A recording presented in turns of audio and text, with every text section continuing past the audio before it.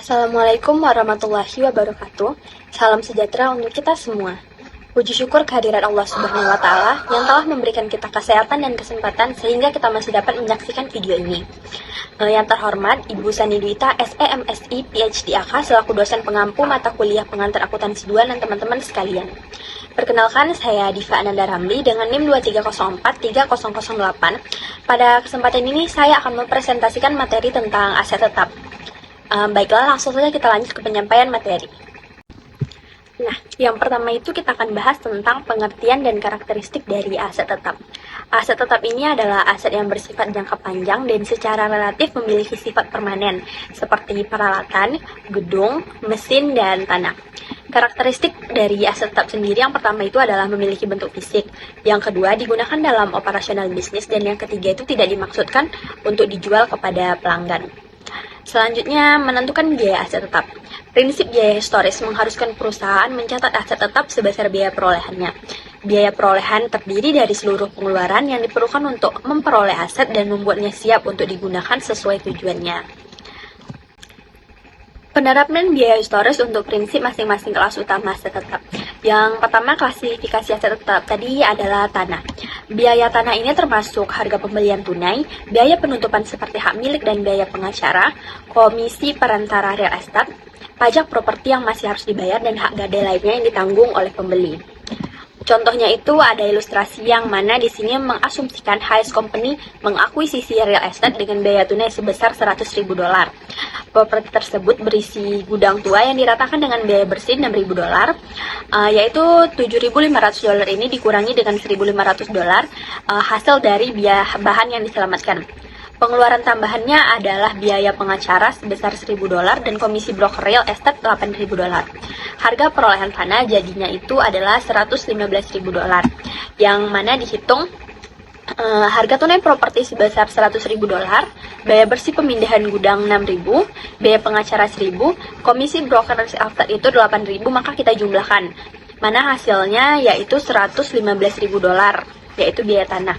Maka di sini kita akan mencatat jurnal tanah di debit sebesar $115.000 dan kas $115.000 di kredit. Selanjutnya ada perbaikan lahan. Perbaikan lahan ini adalah penambahan struktural yang dilakukan pada lahan. Contohnya ada jalan masuk, tempat parkir, pagar, landscape, dan alat penyiram bawah tanah. Biaya perbaikan lahan ini mencakup semua pengeluaran yang diperlukan agar perbaikan tersebut siap digunakan sesuai tujuannya. Selanjutnya itu ada bangunan. Bangunan ini contohnya adalah gedung. Gedung ini merupakan fasilitas yang digunakan dalam operasional seperti pertokoan, kantor, pabrik, gudang, dan hanggar pesawat.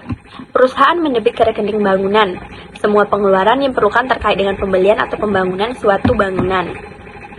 Ketika sebuah bangunan dibeli, biaya tersebut termasuk harga pembelian, biaya penutupan, dan komisi broker real estate.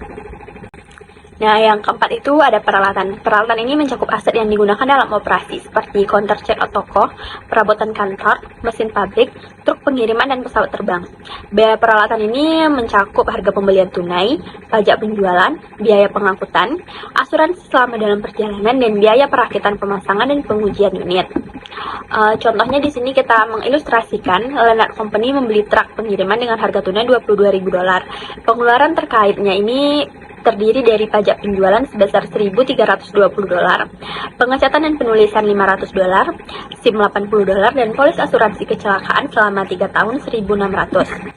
Nah, jadi kita di sini mencatat harga tunai $22.000, pajak penjualan $1.320, lukisan dan tulisan $500, jadi biaya pengiriman truk ini ada $23.820. Jadi kita mencatat jurnalnya itu peralatan di debit sebesar $23.820, biaya lisensi di debit sebesar $80, asuransi prabayar di debit sebesar $1.600, dan kas di kredit sebesar $25.500. Selanjutnya, pengeluaran selama masa guna. Perusahaan mengeluarkan biaya untuk perbaikan, penambahan, atau penyempurnaan biasa. Biasanya jumlahnya ini kecil dan sering terjadi. Contohnya adalah penyetelan motor dan penggantian oli, dan pengecatan gedung. Perusahaan mencatat perbaikan tersebut sebagai debit pada beban pemeliharaan dan perbaikan pada saat terjadinya, karena langsung dibebankan sebagai beban terhadap pendapatan. Biaya ini sering disebut sebagai pengeluaran pendapatan. Selanjutnya ada tentang penyusutan pada aset tetap. Penyusutan ini adalah proses pengalokasian biaya perolehan suatu aktiva tetap selama masa manfaatnya atau layanan dengan cara yang rasional dan sistematis. Proses alokasi biaya bukan proses penilaian aset, tidak berlaku pada tanah. Faktor dalam menghitung depresiasi yang pertama itu ada biaya. Semua pengeluaran yang diperlukan untuk memperoleh aset dan membuatnya siap untuk digunakan sesuai tujuan. Kedua, ada masa manfaat. Perkiraan umur yang diharapkan berdasarkan kebutuhan perbaikan, masa pakai, dan kerentanan terhadap keusangan. Yang ketiga, nilai sisa. Perkiraan nilai aset pada akhirnya dari masa manfaatnya. Sedangkan untuk metode penyusutan itu ada 3. Yang pertama ada metode garis lurus, metode unit produksi, dan metode saldo menurun.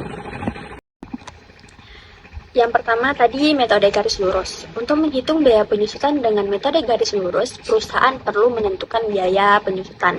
Jadi, rumus untuk menentukan biaya penyusutan ini adalah harga perolehan atau biaya itu kita kurangi dengan nilai sisa. Di sini contohnya yaitu biaya $13.000 kita kurangkan dengan nilai sisanya sebanyak $1.000, yang mana jadinya biaya yang dapat disusutkan ini ada $12.000. Jadi, berdasarkan metode garis lurus ini, untuk menentukan beban penyusutan tahunan ini, biaya penyusutan ini kita bagi dengan masa manfaat aset, yang mana di sini biaya penyusutannya itu ada $12.000, maka kita bagi dengan masa manfaat aset ini yaitu 5 tahun. Jadi, biaya penyusutan tahunannya ini kita dapatkan $2.400. Nah, di sini itu pada tanggal 1 Januari, Iron Mountain Scan Corporation membeli mesin perapian salju seharga $50.000. Mesin tersebut diperkirakan memiliki nilai umurnya itu 10 tahun dengan nilai sisa 2.000. Jadi di sini biaya sebesar 50.000 ini kita kurangkan dengan nilai sisa yaitu $2.000. Mana hasilnya itu $48.000. Maka itu kita bagi dengan umur masa manfaat aset ini 10 tahun, yang mana hasilnya itu 4.800. Jadi kita pencatat jurnal beban penyusutan di debit sebesar $4.800 dan di kredit akumulasi penyusutan peralatan sebesar $4.800. Ini itu untuk mencatat penyusutan tahunan pada mesin perawatan salju. Nah, yang kedua itu ada metode unit produksi. Dalam metode unit produksi ini, masa manfaat dinyatakan dalam total unit produksi atau penggunaan yang diharapkan dari suatu aset, bukan dalam periode waktu. Rumusnya itu bisa kita lihat di contoh ini. Biaya yang dapat disusutkan ada $12.000. Nah, itu kita bagi dengan jumlah unit kegiatan $100.000, yang mana hasilnya itu ada $0,12. Nah, biaya per satuan yang dapat disusutkan ini yaitu $0,12 ini kita kali sama satuan dari aktivitas sepanjang tahun itu 15.000 mil, yang mana hasilnya itu ada $1.800. Yang ketiga itu ada metode saldo menurun. Metode saldo menurun ini menghasilkan penurunan biaya penyusutan tahunan selama masa manfaat aset. Metode ini dinamakan demikian karena penyusutan berkala didasarkan pada penurunan nilai buku atau biaya dikurang akumulasi penyusutan suatu aset. Dengan metode ini, perusahaan menghitung beban penyusutan tahunan dengan mengkalikan nilai di buku pada awal tahun dengan tingkat penyusutan saldo menurun. Nah, contoh di sini nilai buku pada awal tahun ini $13.000, kita kalikan dengan tingkat penyusutan saldo menurun yaitu ada 40%, yang mana hasilnya itu jadi $5.200. Sekian yang dapat saya sampaikan, semoga apa yang saya sampaikan dapat dimengerti. Apabila terdapat kekurangan mohon dimaafkan. Saya akhiri, wassalamualaikum warahmatullahi wabarakatuh.